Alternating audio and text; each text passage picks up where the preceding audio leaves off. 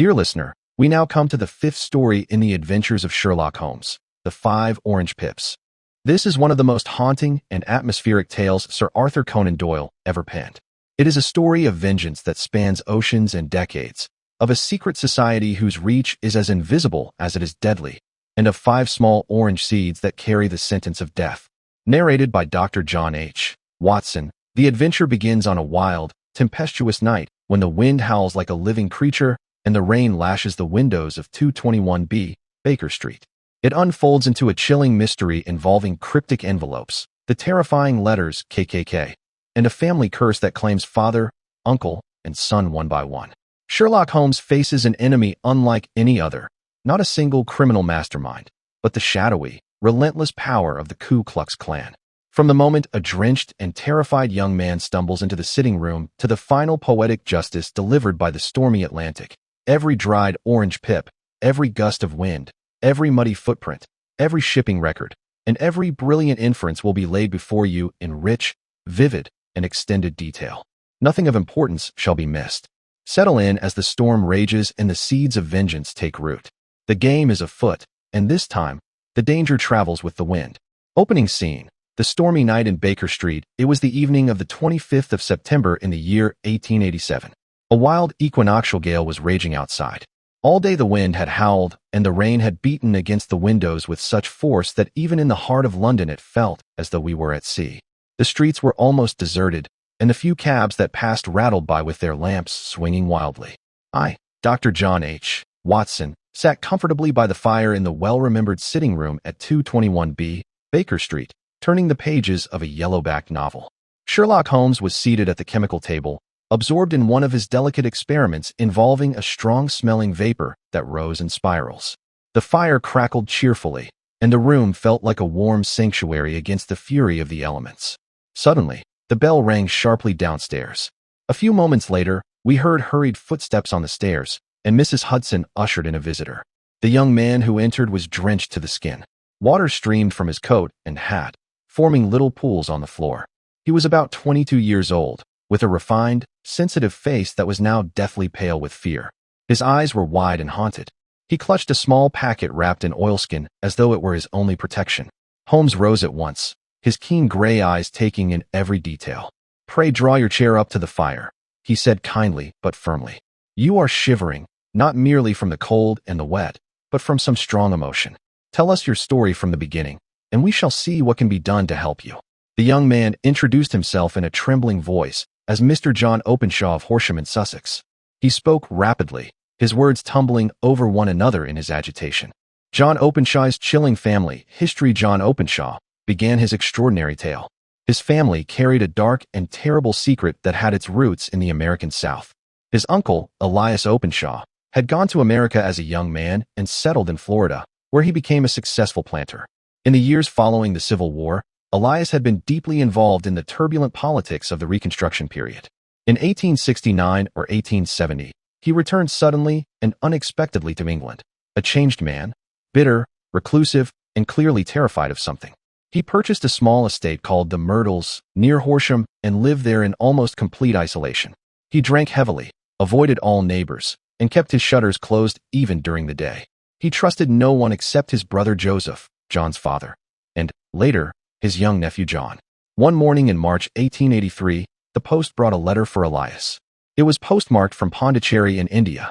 When Elias opened it, he found a single sheet of paper bearing only the letters KKK, written in red ink, together with 5 small, dried orange pips. Elias turned as white as a sheet, cried out, "My God, my sins have overtaken me at last," and rushed to his room. That night, he burned a tin box full of old papers in the garden. From that day onward, he became even more fearful and reclusive.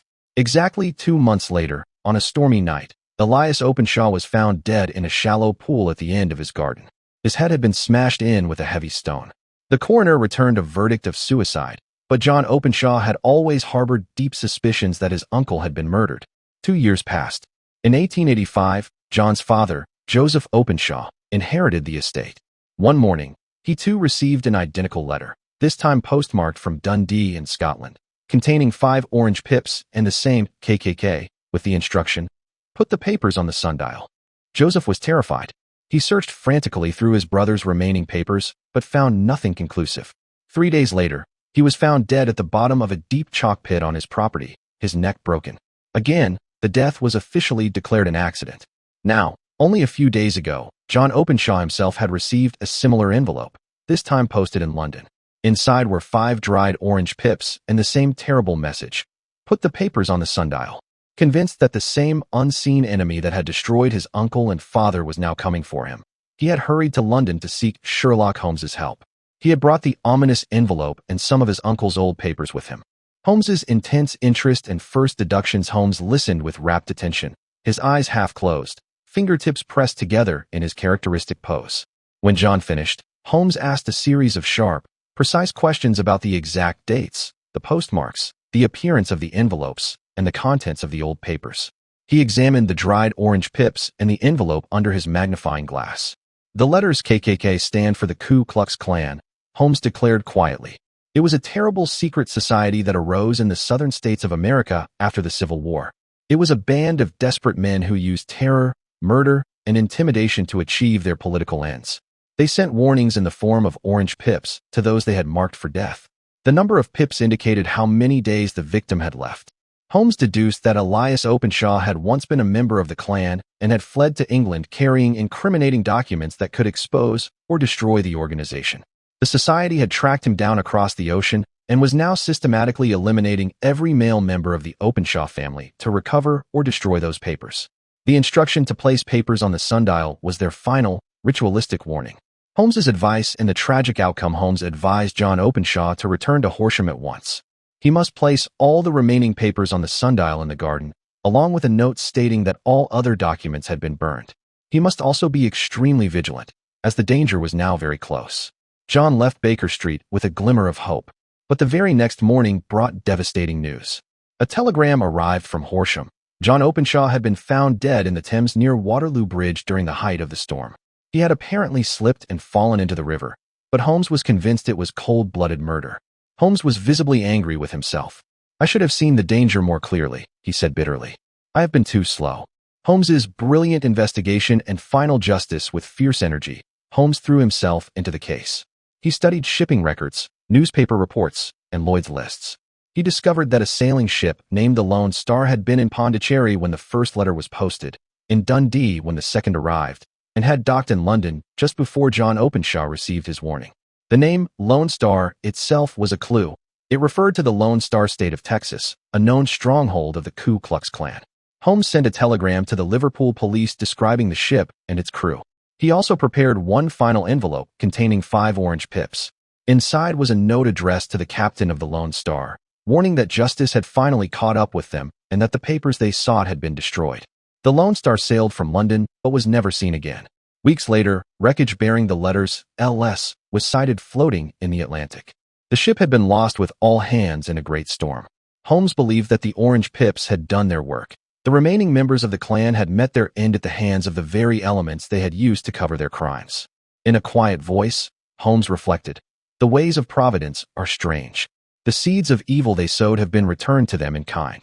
Closing narration and Watson's reflection. Watson later reflected that this case was one of the most remarkable and atmospheric in all of Holmes's adventures. It demonstrated the terrifying reach of a secret society that could strike from across the ocean, and it showcased Holmes's extraordinary ability to connect tiny clues, postmarks, shipping records, and 5 dried seeds into a complete picture of vengeance and justice. Though John Openshaw and his family had paid a terrible price, Holmes had ensured that the murderers did not escape. The stormy night that had brought John to Baker Street seemed symbolic of the greater storm of retribution that eventually swept the killers away. If your pulse quickened at the ominous arrival of the orange pips, your blood ran cold during the stormy nights, and you felt the cold satisfaction when Holmes's final letter crossed the Atlantic, then Sir Arthur Conan Doyle has succeeded in creating one of his most haunting and unforgettable short stories. The wind may still howl through the streets of London, dear listener, but the game is always afoot.